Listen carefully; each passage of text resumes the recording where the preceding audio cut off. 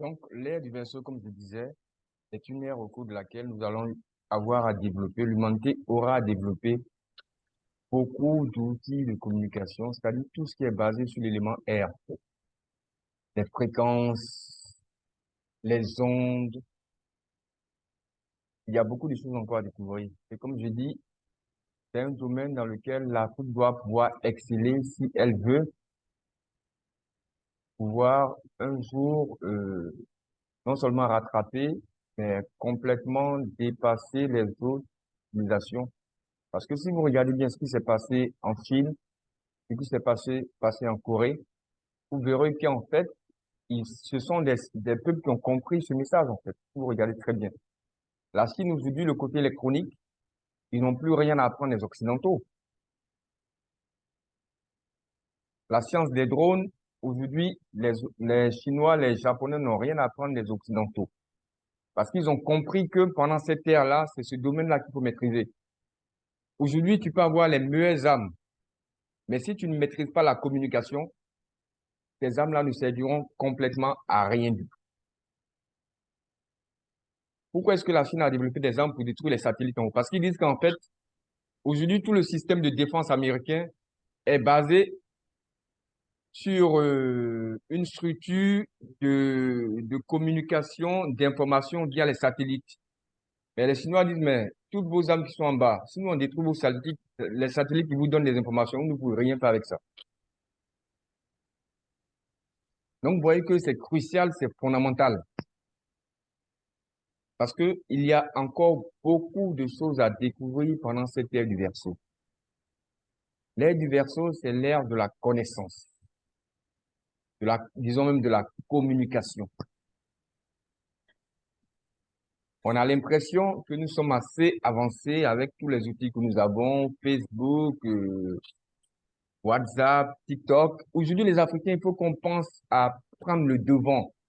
On est toujours les plus grands utilisateurs des applications des autres. Nous sommes les plus grands utilisateurs des applications que les autres fabriquent. Mais pourquoi nous fabriquons une application pour que les autres aussi puissent l'utiliser? Aujourd'hui, c'est ça. Il faut suivre son invention, il faut suivre son imagination. C'est seulement à partir de là que nous allons pouvoir exploiter convenablement l'information que nous avons. Parce que vous savez, aujourd'hui, tout est question d'information. Je reçois une information. Je reçois une information, il faut que je puisse l'exploiter afin d'avoir l'avantage sur les autres. Mais si je reçois une information que je ne l'exploite pas, ben, quel avantage j'ai eu à l'avoir en fait? Je n'ai eu aucun avantage. Donc aujourd'hui, si nous on fait des conférences Zoom sur l'aide du vaisseau, si, c'est ça, mais c'est pas pour que ça reste de la théorie pure. Il faut que ce soit exploité. Parce que si ce n'est pas exploité, ça ne vaut absolument rien. C'est comme si nous perdons notre temps. Comme on dit, la connaissance sans le pouvoir, c'est de l'illusion. Toute connaissance doit être transformée. Toute connaissance doit être matérialisée. Toute connaissance doit être cristallisée dans la matière. Quand la connaissance est cristallisée dans la matière et qu'on peut l'utiliser, toute connaissance doit avoir un but utilitaire, en fin de compte. Une but utilitaire à but matériel ou même à but spirituel. La dernière fois, j'ai discuté avec avec un de mes étudiants, je lui disais qu'en fait, pendant cette ère du Verseau, lui, il était chrétien. On essaie- un petit avec qui j'essaie de faire un débat pour l'amener à comprendre certaines notions. Lui disait que pendant cette ère du Verseau, l'humanité va découvrir des appareils qui peuvent permettre à ceux qui sont vivants de communiquer avec ceux qui sont morts. Il me dit non, ça c'est impossible. Mais c'est très possible parce qu'aujourd'hui, les outils de communication que nous utilisons dans notre quotidien, il y a 100 ans, même 50 ans en arrière, si on le demandait à quelqu'un, même pas un profane, mais un scientifique, si on demandait à un scientifique si cela était possible, le scientifique allait dire non. Mais aujourd'hui, il faut qu'on soit toujours les premiers à aller dans un domaine précis. Il faut pas parce qu'une fois que les autres ont déjà trouvé, il n'y a plus aucun intérêt à aller prendre la technique de l'autre pour copier, non, parce qu'il sera toujours en avance que sur toi. Mais ce que personne n'a eu à penser, Moi, je pense à ça et puis j'essaie de travailler parce qu'il faut savoir qu'en fait, tout est question de principe à maîtriser. On maîtrise un principe, lorsqu'on comprend un principe, on peut le reproduire et on peut l'utiliser. Parce que c'est ça, en fait, la science. Observation, apprentissage, reproduction et puis utilisation. C'est ça le principe. Donc, pendant l'ère du Verseau, je ne sais pas s'il y a des scientifiques parmi nous, essayez de réfléchir à créer un appareil à partir un appareil de communication à partir duquel quelqu'un qui est dans le monde physique, il ne s'agit plus aujourd'hui d'aller sur le médium pour que le médium essaie d'entrer en contact. Non, il s'agit de trouver un appareil que tout le monde peut. Aujourd'hui, nous tous, nous utilisons le téléphone portable, n'est-ce pas? Mais combien d'entre nous connaissent les principes avec lesquels le téléphone portable marche? On s'en fout, on n'en a même pas besoin. On l'utilise pour notre bien-être et puis ça s'arrête là. Comment est-ce qu'il a été fabriqué? Il fonctionne avec quelle énergie? Ça, personne n'en a rien à foutre. Donc aujourd'hui, c'est pareil. Il faudra fabriquer un appareil qui peut permettre à quelqu'un qui est vivant de parler avec une personne décédée. Est-ce que vous ne voyez pas à quel point ça va révolutionner la façon de vivre de l'humain? Ça signifie quoi? Ça signifiera que la barrière entre la mort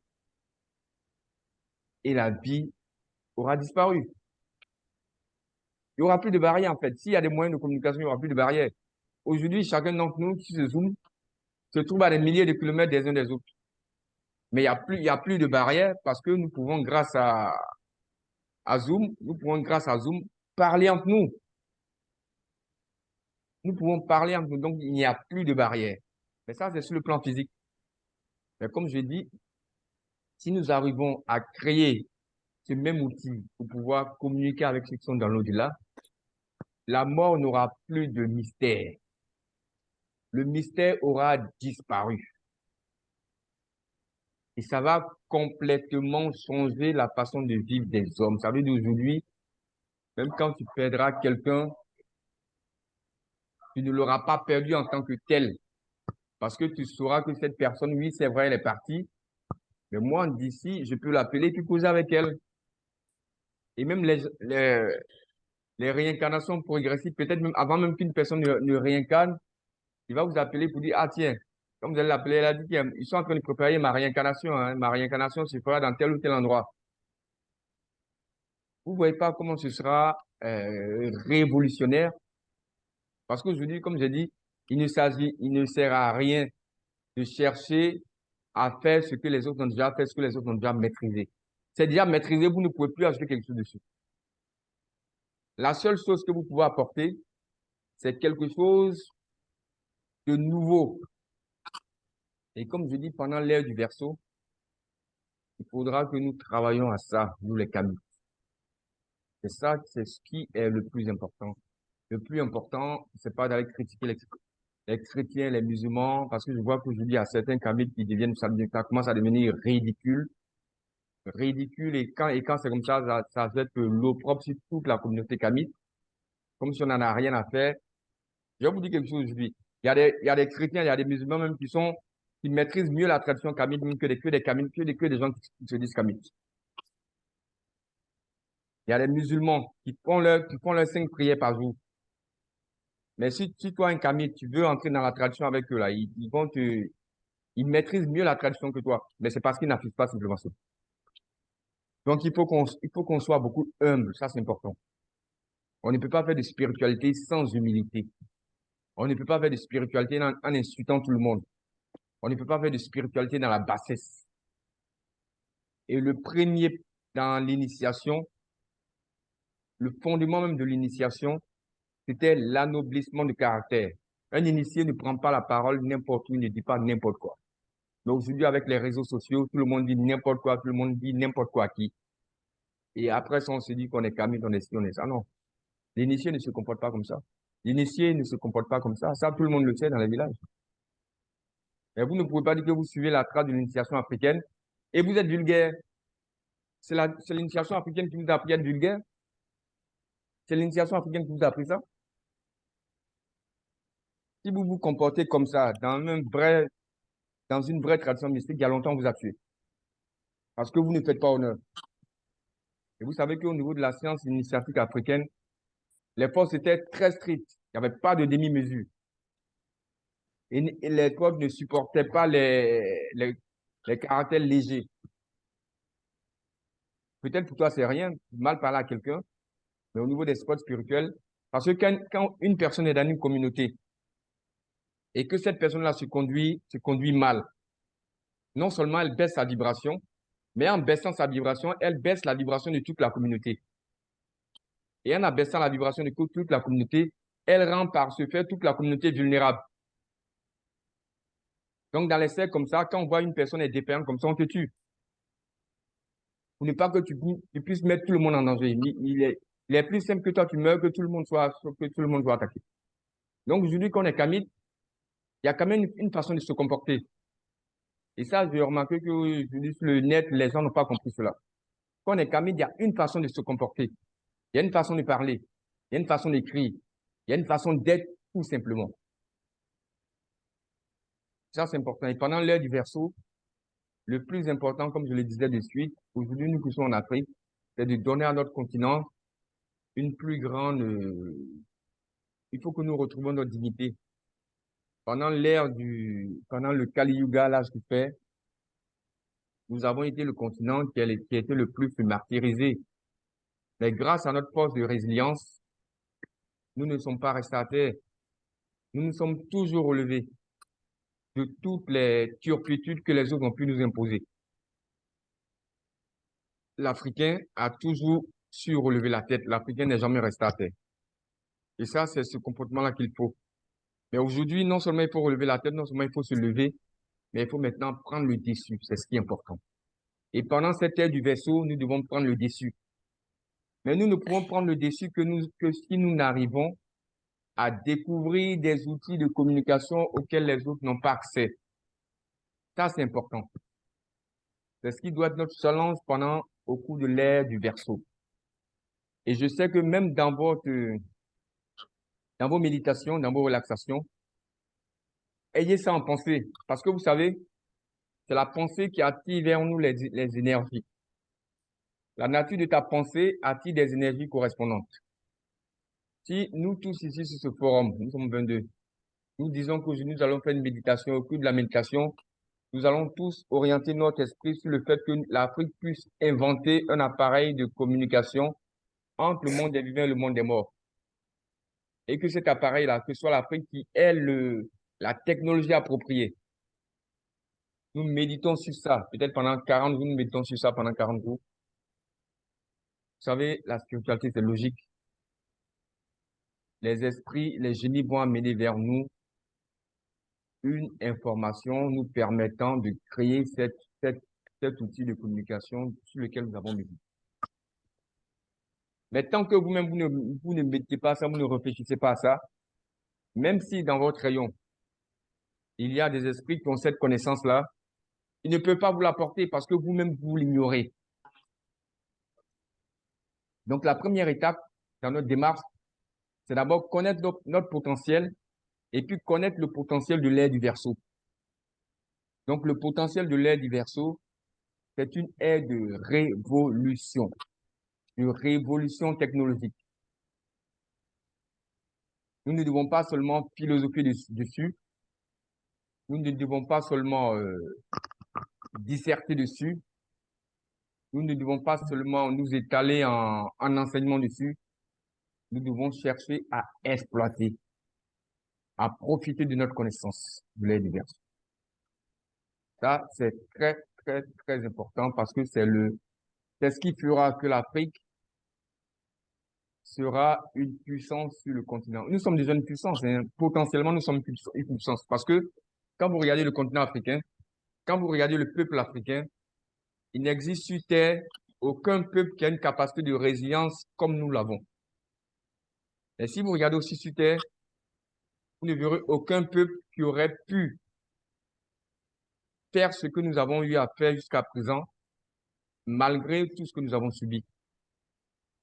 L'Afrique est le continent sur lequel on communique le plus de joie.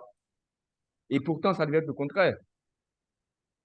Ça devait être le contraire parce que les gens nous ont tellement apporté de la tristesse, de la méchanceté, de la cruauté, tout ça. Mais ça n'a pas étouffé en nous la joie de vivre. Ça n'a pas étouffé en nous la joie de danser, de chanter, d'exprimer la vie, de vivre tout simplement. On n'a pas eu besoin d'aller sur un psychologue ou bien sur un psychiatre pour essayer de nous asseoir son divan afin de nous libérer, non. Regardez simplement, je vais vous donner un exemple simple, hein, qui est banal, mais qui dénote un peu de la force de l'Africain. Lors de la traite négrière, lorsque les Blancs venaient chercher les esclaves, ils les mettaient sur les bateaux. En pleine souffrance dans les cales des bateaux, nos ancêtres avaient la force et le courage de chanter pour résister. Vous imaginez un peu ça? Quelqu'un qui est en train de souffrir, mais qui chante dans sa souffrance.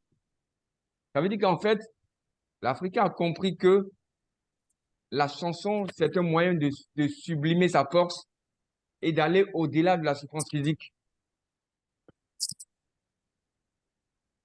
Donc, c'est quelque chose que nos ancêtres avaient, c'est quelque chose aussi que nous avons. Parce que nos ancêtres nous les ont communiqués et cela se trouve dans notre ADN. Donc, cette force-là aujourd'hui, nous devons la compléter avec la connaissance. Nous devons la compléter avec la connaissance et nous devons maintenant utiliser cette connaissance-là pour révolutionner, pas seulement le continent africain, pour révolutionner le monde entier.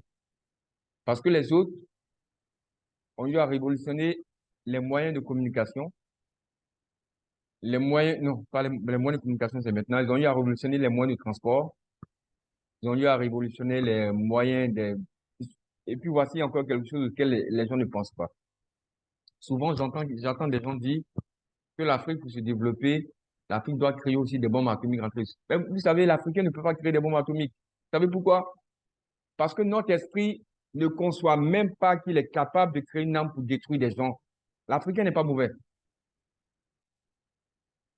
L'esprit de l'Africain ne conçoit pas la création des armes de destruction massive. Parce que l'Africain sait que tuer des hommes en masse, c'est mauvais. Donc, ça ne nous effleure même pas l'esprit de créer de telles armes. Ceux qui ont créé ce genre d'armes-là, ça montre un peu à quel point ce sont des gens négatifs. Quand je pense à créer une arme qui va tuer 1000 personnes d'un coup, mais c'est la négativité qui est en moi, c'est tout. Sinon, un homme normal, un homme sensé, ne peut même pas réfléchir pour créer une telle arme. Même les mitraillettes que les gens ont.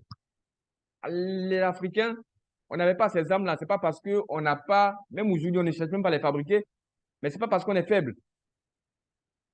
C'est parce qu'on sait que tuer les hommes en masse, c'est pas bon.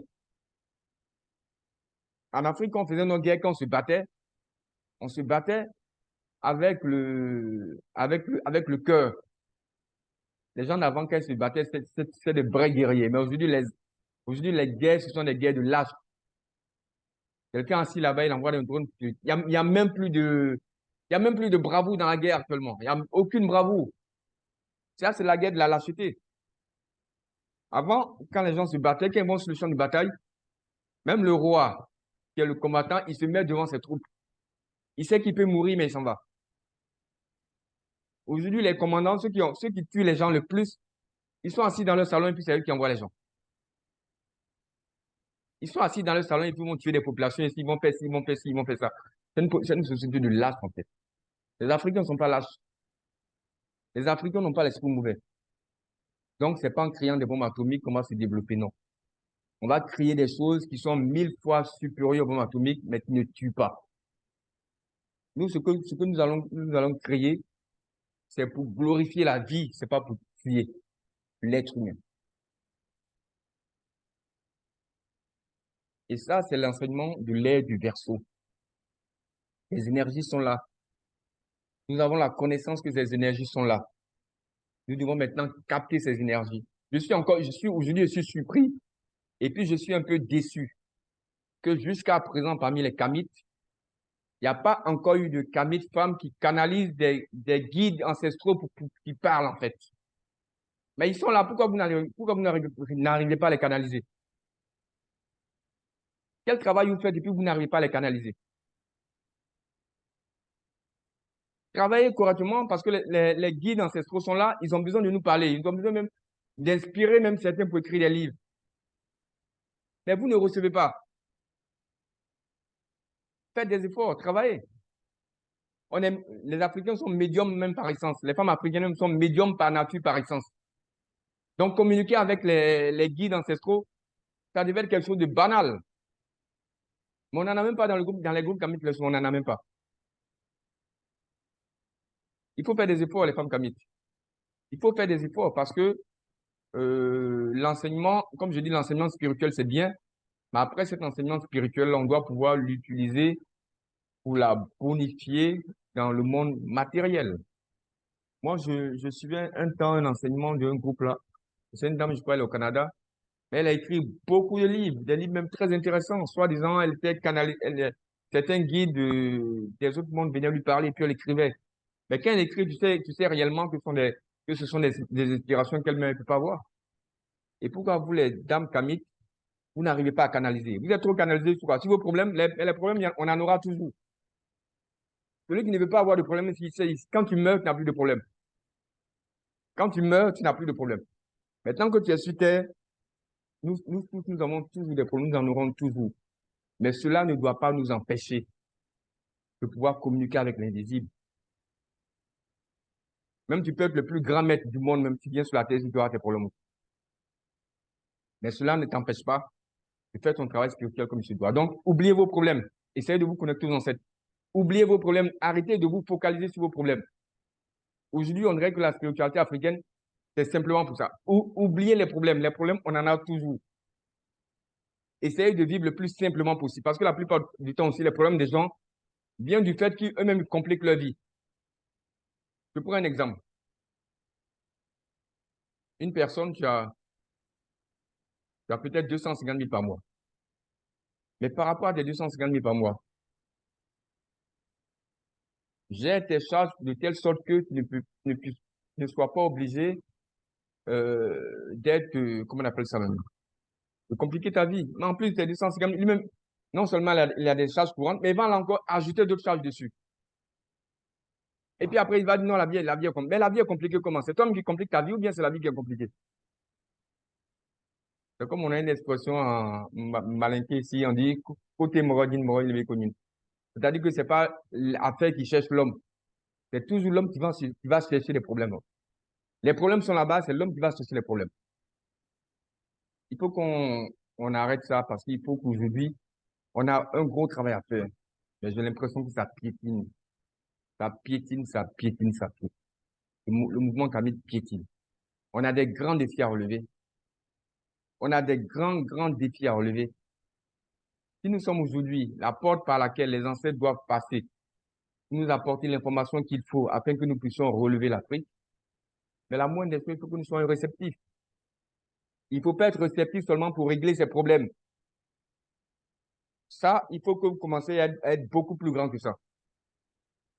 J'ai dit au début qu'il faut se lever au-dessus du cas terrestre pour être cosmique. Si vous vous concentrez seulement pour régler vos problèmes, les ancêtres qui ont des enseignements importants à vous donner ne viendront pas. Eux, ils sont pas là pour régler vos problèmes. Vous allez rester avec les petits esprits qui peuvent vous aider à régler vos problèmes. Eux vont régler vos problèmes. Mais eux, en dehors de ça, ils peuvent rien faire pour vous, ils peuvent rien faire pour la communauté. Il faut qu'on pense grand. Il faut qu'on pense grand, c'est ce qui est important. Il faut qu'on pense grand, il faut qu'on voit loin, c'est ce qui est important. Il faut qu'on voie au-delà de sa personne. Il faut qu'on voie communauté, il faut qu'on voie continent. Et il faut qu'on reste toujours positif parce que l'Africain, par essence, l'Africain est positif. Même si on constate aussi en notre sein encore beaucoup de méchanceté, mais toutes ces méchancetés-là, comme je dis, c'est parce que les gens sont recroquevillés sur leur personne. Parce que quand tu penses grand, tu ne vois même pas quel espace même tu auras pour penser du mal à quelqu'un. C'est quand tu penses petit que tu peux penser du mal à quelqu'un. Mais pensez grand, essayez de vous élever. Quand vous vous élevez, vous ne pouvez même pas, même, en fait,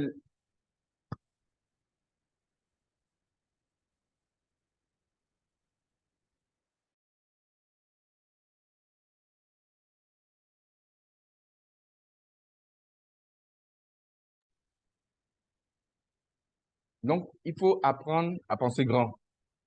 C'est très important. Il faut apprendre à penser grand parce que, comme je dis, les méchancetés, souvent dans les communautés africaines et autres, là, les gens qui se jettent les pots de bananes, qui font ça dans les familles, dans les communautés, c'est parce que les gens sont encore trop concentrés sur les personnes. Il faut penser grand, il faut voir grand. Parce que ce qui nous attend, c'est quelque chose de très grand. Et les ancêtres, les guides ancestraux, qui ont un enseignement important à nous apporter, ne descendent pas dans les bassesses, en fait.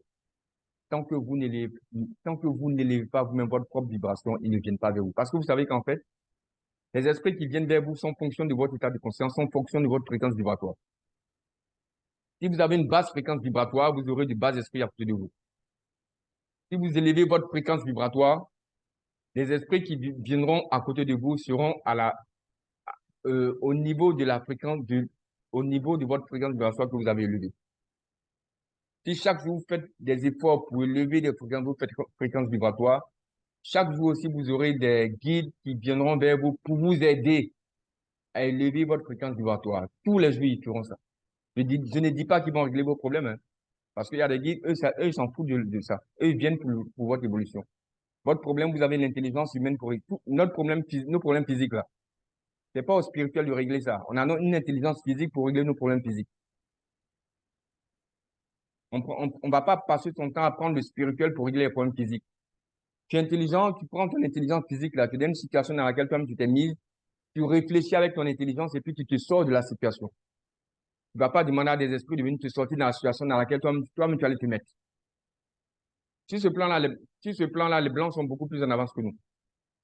Parce que l'Occidental, quand il est dans une situation précise, il compte pas sur quelqu'un pour le sortir de cette situation.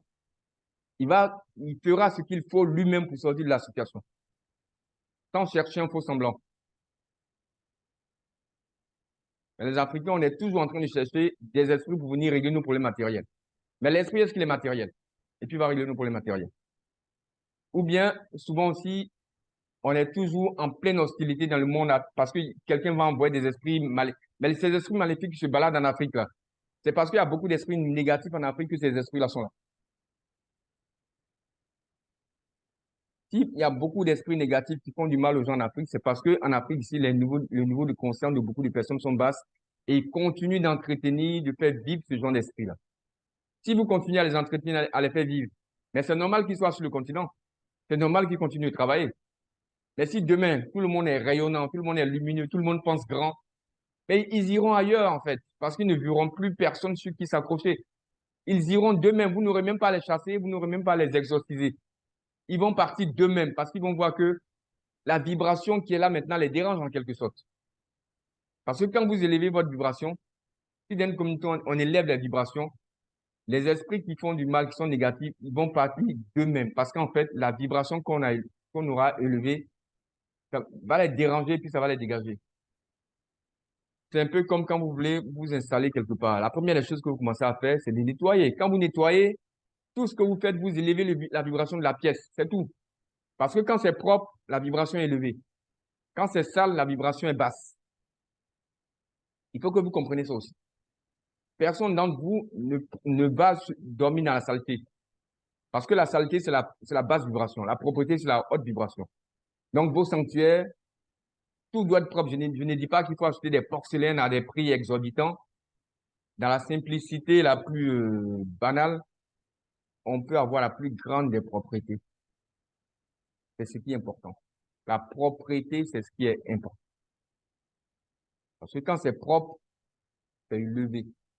Quand c'est sale, c'est bas. Ça, déjà, il faut que vous maîtrisez ça. Parce qu'aujourd'hui, la spiritualité kamite, comme certains pensent, la spiritualité kamite, c'est pas d'aller verser le sang sur des buts de terre, d'aller faire ci, d'aller faire ça. Ça, c'est une spiritualité sale. Pour ça, je vous le dis. OK? C'est une spiritualité sale. Quand vous allez dans les temples égyptiens en Égypte, là, regarde comme les temples sont propres depuis des millénaires qui sont là. Regarde comme les temples sont propres. En Afrique, il y a beaucoup qui entretiennent des mauvais esprits, des bas esprits. Ils font croire que c'est ce qui est la tradition ancestrale. C'est pas la tradition ancestrale. La tradition ancestrale n'est pas sale. La tradition ancestrale n'est pas sale. La tradition ancestrale est très propre. Les mauvais esprits qui veulent venir faire croire que cette tradition-là, elle est ce qu'elle demande à certains de faire.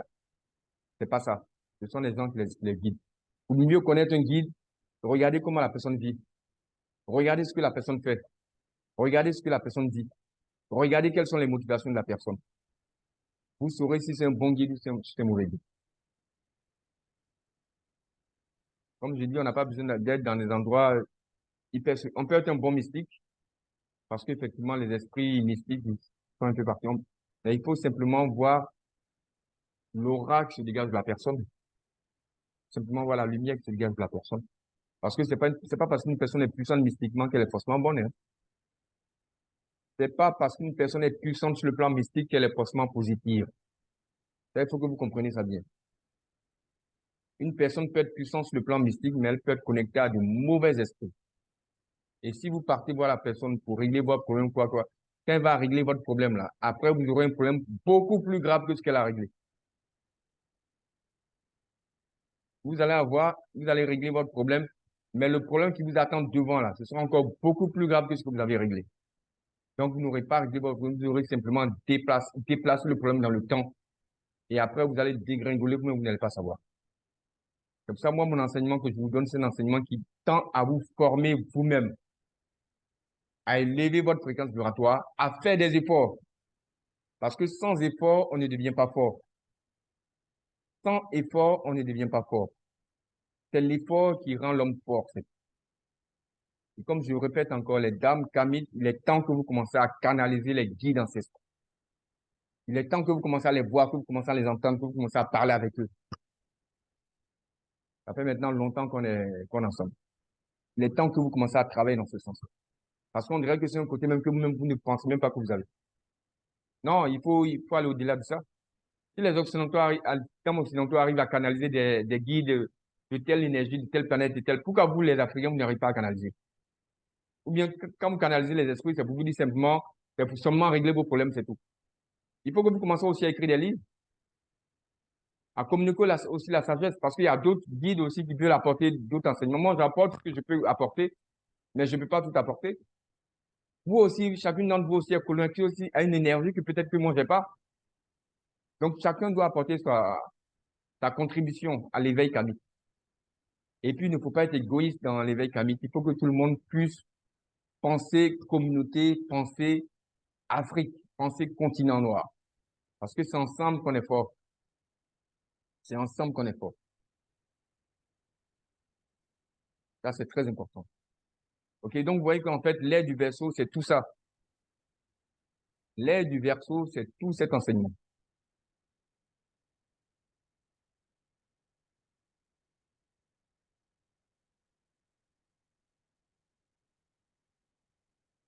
L'air du verso, c'est tout cet enseignement.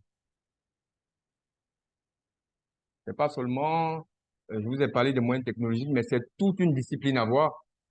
C'est tout un état d'esprit. Parce que le verso, comme on le dit dans le signe astrologique, on dit c'est le porteur d'eau, celui qui rafraîchit. En quelque sorte, celui qui apporte la bonne nouvelle. Celui qui rafraîchit, c'est celui qui apporte la bonne nouvelle. Donc, au niveau de l'Afrique, cette génération que nous sommes la génération qui doit apporter la bonne nouvelle à l'Afrique. Pas la bonne nouvelle des chrétiens, mais la bonne nouvelle ancestrale. La bonne nouvelle de la communication avec les ancêtres.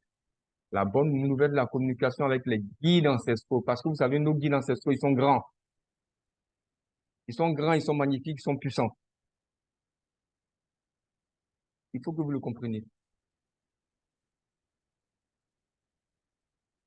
Ils sont grands, ils sont magnifiques, ils sont puissants. Mais il faut que vous-même vous arrivez à comprendre que vous aussi, vous êtes grand, vous êtes magnifique et vous êtes puissant aussi.